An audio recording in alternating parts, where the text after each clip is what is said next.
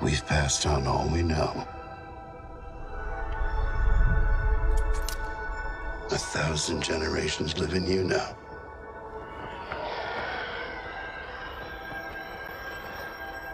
But this is your fight.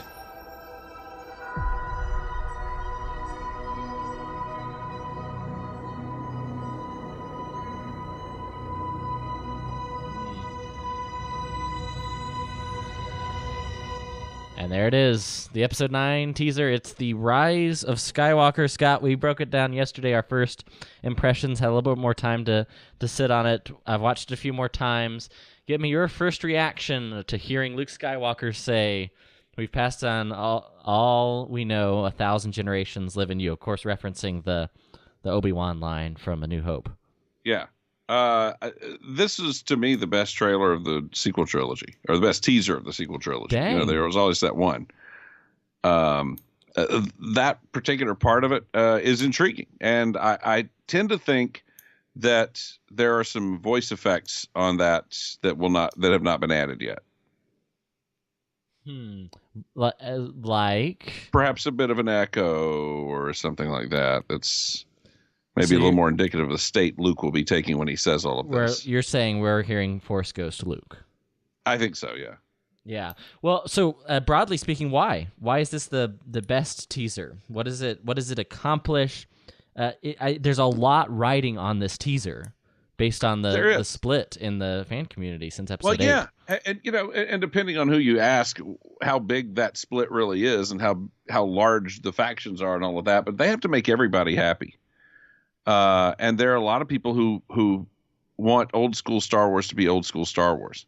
I got nervous. I'll be honest with you. I got nervous at the panel when Kathleen Kennedy said that when we make these things, they've got to be a product of their era. And I thought, no, that's exactly the opposite of what Star Wars things should be. They should be timeless. Yeah. Empire Strikes Back is not a product of its era. It's timeless. It's a product of now, always. It is the biggest. If I have any criticism of The Last Jedi, it is the biggest criticism of it is that it feels like it is part of 2017. It very much feels like a product of its era. And that's, I guess, one of the big beefs I have with it. But to do what they did in this trilogy, which was bring the old school fans around and still map out new, fresh, bold territory for Rey and her companions. I just think this was the home run of trailers. And I've seen some people who've naysayed it on the internet, but some of these guys make money naysaying things. So I wouldn't put a lot of that stock in that. This was a thing. I've talked to a few disaffected fans who were unhappy after The Last Jedi. Yeah. And several of them sent me notes who said, this trailer won me back. Interesting. Yeah. Do you think that's what they were trying to do? Yeah. I mean, look, they're aware of what's going on. They're aware of what's happened with fandom and the fan community. They've seen it tear itself apart. Yeah. And I think there are a lot of people, when talking about The Last Jedi's gross, who are a little bit delusional about the expectations of major media companies. There are a lot of, made, $1 billion or whatever worldwide, whatever the final total was, 1.3, I think, worldwide. And how could they be unhappy with? They're not unhappy with that, but they, that second Avengers movie did very similarly, and they were very unhappy with it because it doesn't have to do with the fact that you invested this and thus your profits are this. It has to do with your expectations and your projections. Yeah. Well, investors, and right? They projected Last Jedi would do better worldwide. And part of it was a steep fall off in America after its debut. And part of it was that it just completely laid an egg in China. Yeah. But they were aware that there needed to be a course correction after that film, or regardless of what anybody tries to tell you, what the arguments are in fan wars and all this other stuff. The simple fact is, financially, Last Jedi did not, as big as it was, and as much as we'd love to be sitting on that pile of money. I'm sure. Oh, sure. I'd take it. Did not measure up to what they projected. They fell, strangely enough, that movie fell $250 million short of projections, and that quarter, Disney's studios fell $250 million short of projections. So, and I think that's a good perspective to have, because when you're talking about disappointment, Disney executives, Kathleen Kennedy, Bob Iger, they're not upset about whatever percentage of fans are on Twitter upset about Luke Skywalker. No. But they are upset on the image of the brand, which I think is affected by that kind of thing. But it's bigger picture than I think some people think. Especially if you're in the camp of like Last Jedi sucked and Disney knows it type thing. Sometimes I think people put too much stock in how much companies are paying attention to something like social media. But the finances, like that's the bread and butter right there. As far as that's what tells you, and I think that directly that, and then the solo performance really was a wake up call for how they want to do Star Wars, and it's reflected in this new. It's reflected in this new article that Hollywood Reporter just came out with. They just interviewed Kathleen Kennedy, I imagine, at Celebration. This just came out yesterday. I don't know if you've seen this, Scott. No. But according to this, and I'll find the quote here. Quote, we knew we were going to close this up, and we knew that even before we started The Force Awakens, Kennedy told The Hollywood Reporter on Friday at Star Wars Celebration. We are looking at the next saga, and we are not just looking at another trilogy. We're really looking at the next 10 years or more, Kennedy said. This movie is the culmination of the Skywalker saga. It is by no means the culmination of Star Wars. I'm sitting down with Dan Weiss and David Benioff and Rian Johnson, and we're all sitting down to talk about where do we go next. We've all had conversations about what the possibilities might be, but now we're locking it down. The summit is on the calendar for next month, she says. And I think you're seeing them. I don't know if you remember this or not. I'm gonna get into rumor mongering. A while back, there was rumor of a big conference call after Solo had failed, with all the different heads of these, Pixar and Marvel and Kathy Kennedy, just kind of as a we've got to reorient Star Wars type of talk. Yeah.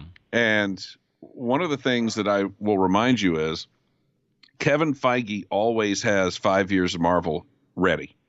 As far as the planning goes and the plotting goes.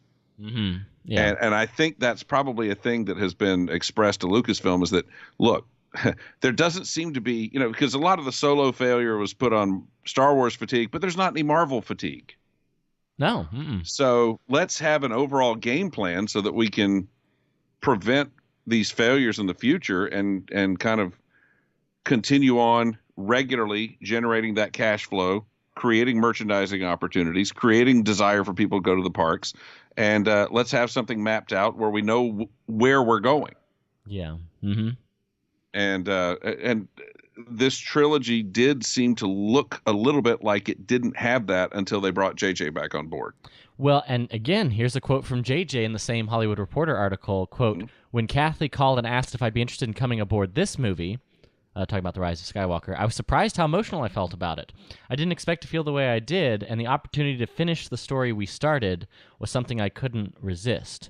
The beauty of working with Chris Terrio and producing with Kathleen Kennedy is I think we found a way, I hope for, it's up to you to decide, to bring this story to a conclusion in a way that feels satisfying, surprising, amusing, and shocking, all the ways a story should make you feel. And mostly, it's an adventure story about this new generation of characters who have inherited all sorts of things from those who came before. Yeah. That was, in a way, how I felt working on this movie. But let's also throw in what he and Chris Terrio did at the very beginning of this process. Which was rewrite it. Well, they sat down with... Oh, Lucas, right? Yes. Yeah. I forgot about that. They sat down with George Lucas, and to me, that is key to all of this. Mm-hmm. You don't think that's just like Star Wars? So it's not just like a head nod. You don't see that as just like a little more of a head nod or tribute to the creator, but like a real like, hey, we need real advice here. If they had written it and then had a meeting with him, I'd say it's a head nod. Yeah. But when they went to him before they wrote it and said, give us your input on this. And I'll tell you the other interesting thing. If you watch the interviews with JJ, when the Lucas thing comes up is always right around the Emperor's Return. Yeah. And I don't know if that means that is something that they really went with him about, and that's why that brings that up. But it seems like it is always, the Emperor's Return. Yes, we sat down with George Lucas. Mm-hmm. And so, no, I feel like they wanted to put the rudder back on a little bit more. And I think that's why Lucas is a little more involved in this. And how do you put the rudder back? In Scott Ryfun's opinion. How do how do you put the rudder back on? I think you have to acknowledge the original films, all 6 of the original films, because you got prequel trilogy fans out there now. Yeah. Who Phantom Menace is 20 years old now. I think what threw a lot of people off was this notion of just kind of, I know what they wanted to do in Last Jedi, which was say, Star Wars is not just about the Skywalkers. The Skywalkers may fuel some things, but it's not all about the Skywalkers. But I think they did it in a very ham-handed way, in a way that I think was insulting to a lot of people who were around before. And I think you have to acknowledge that. You have to pay it its respect. And then you can find ways to move on from there instead of just casting it aside. I think you have to give it a fitting send-off. And I think that's what they're trying to do here. Yes, and we haven't talked about the direct evidence of this, but there's plenty of evidence to support your hypothesis. And that by basically here is the Death Star. Here is Kylo Ren's mask back. Here is the Emperor back. Here is the lightsaber rebuilt. And it's almost like let the past, let the past be undead. Yeah, right? Oh, man. Yeah. Well, and we briefly mentioned it. One last thing before we go, then I have to ask you. So it's been rumored and rumored. I never took these rumors seriously at all, but the Emperor's cackling laugh. Is this some sort of... Is he the villain of this final film in any meaningful way, or do you think this is some sort of ghost vision, single scene, and that the laugh is just a marketing tool, or do you think he's a legitimate foil for the heroes in this story? I think maybe the answer lies in a combination of both of those possibilities. Mm-hmm. I think he may be a driving force in this film, but he may be doing it from beyond the grave. We see Force ghosts all the time. We don't see evil Force ghosts, but if there's balance to the Force, then there should be. Yeah. So I don't know why we couldn't see an Emperor who has figured out how to manifest himself after death. And I also think it was interesting. I saw some interesting speculation on the Twitters, and Kyle Newman was kind of driving it, and they were talking about, what is this planet where we're seeing all this? Is it Tatooine? Is it Jakku? Is it Jeddah? And my money kind of goes to Jakku, because it's J.J. Abrams. Yes, because it's J.J. Abrams, and because he's talked a lot about some of the things that they put in place in the first film that were kind of ignored in the second film. And one of those is that there's something happened on Jakku a long time ago that the Emperor thought would come into play in the future. The Emperor had an interest in Jakku, according to the backstory they put together in Force Awakens. And it's on Wikipedia. You can look that up under the entry on Jakku. Which we saw in the Battlefront game, I know. Yeah. And it's been in some other fiction, too. Yeah, and then it just kind of got dropped in the last 2 years, and I think they're picking that back up. Yeah, that's my guess. Well, what planet do you think the Death Star is then in the last shot? That's a great question, because you think it's either got to be Yavin or a moon thereof, or the sanctuary moon of Endor, right? Which and it goes right back. It's like protruding from a sea, essentially. Yeah. A stormy sea that goes right back to that concept art from The Force Awakens of an underwater throne room that they're diving to recover something. So again, just delving right back into those concepts that JJ had for and for some of which Awakens. that Lucas had again for Episode 7. So I think he's come back to say, there was a lot of pieces put on this board that some of them were followed up, a lot of them were just kind of ignored. I'm going to go back and put these pieces back on the chessboard here. Yeah, which is unsurprising, and I think he had nothing bad to say about Rian Johnson at all, but nothing really good to say about Rian Johnson. Well, here's the interesting thing, and I took this as a little bit of a backhanded compliment, and maybe I'm just being hypersensitive about this. I think you're going to talk about this same moment I did if you've seen that. He said Rian Johnson did a lot of great things, but the best thing he did was hire Kelly Marie Tran. And I think, and look, I think Kelly Marie Tran is delightful. Every time she goes to her enthusiasm is infectious. I think she's great. Yeah. But when you told an entire chapter of the Star Wars saga, and the best thing you did was hire an actress playing a minor part, Yeah. that's to me that sounds a little backhanded. Maybe. Could be.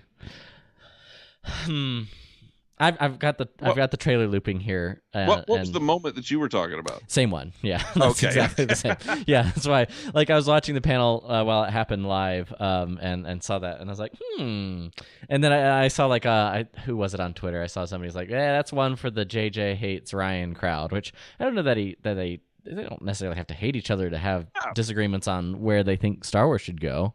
No, I hope not. Yeah.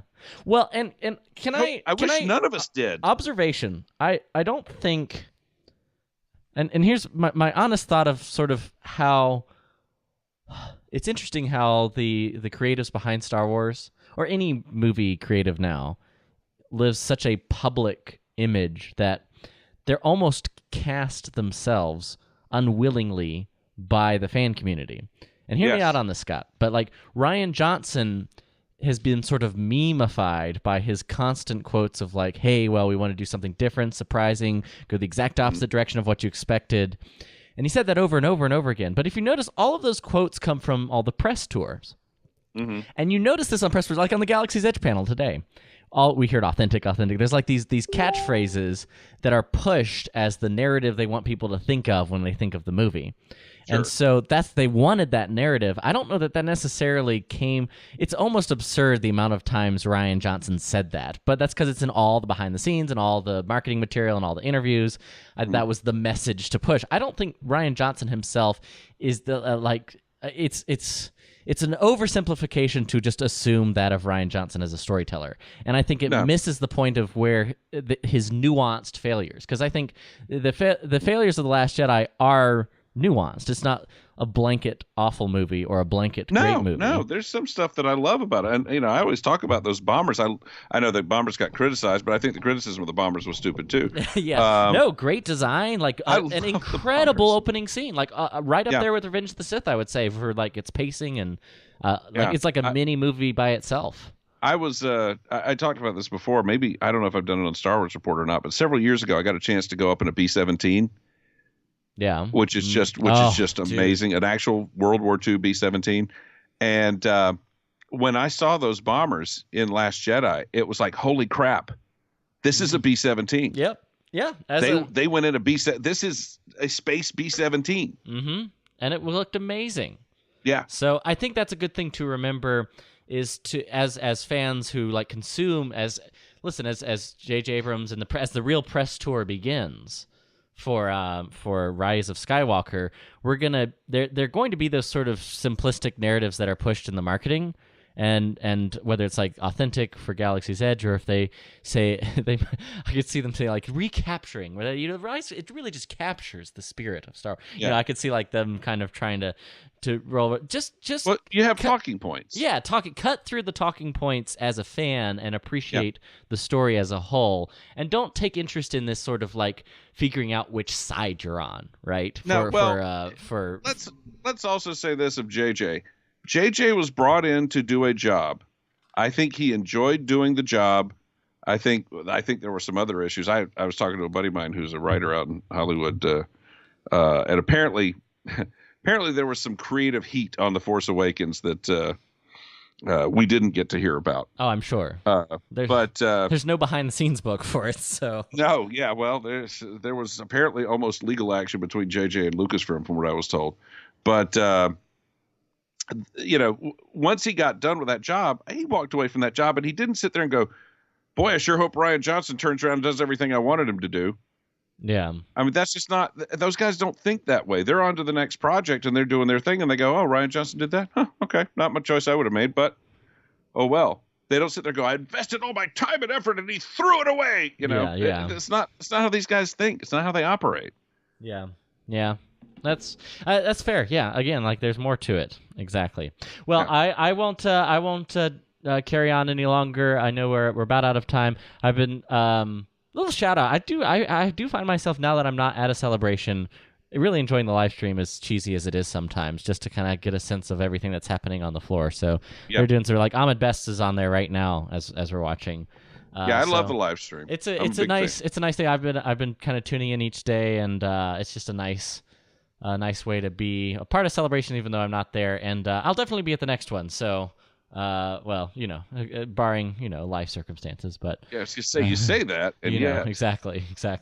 But to everybody tuning in on the live stream, thanks so much. For everybody on the podcast, thank you so much for listening. And hey, I want to encourage you to check out our Patreon, patreon.com/Star Wars Report. We're doing, as well as these daily podcasts covering Star Wars Celebration, we're releasing daily episodes of bonus content there at patreon.com/Star Wars Report. So you can hear me and Mark give our first thoughts on the title on yesterday's Rogue Transmissions, and of course, more coming very soon. So support the show. If you enjoy it, of course, leave us a rating or review on iTunes. We do appreciate that. And follow us on social media. Super easy, at Star Wars Report, or just Star Wars Report on Facebook. That's where you can find us. Scott can be found at Ryfun, Ryfun, and I can be found at The Riley Guy on Twitter. And there you go. It's that easy. Scott, thanks for joining us. Sure. Well, thank you for having me. This was a blast. Absolutely, sir. Until next time, may the Force be with you. And ending the live stream. And we are... Are we clear? Offline. All right. Let me then, this is not for Rogue Transmissions either.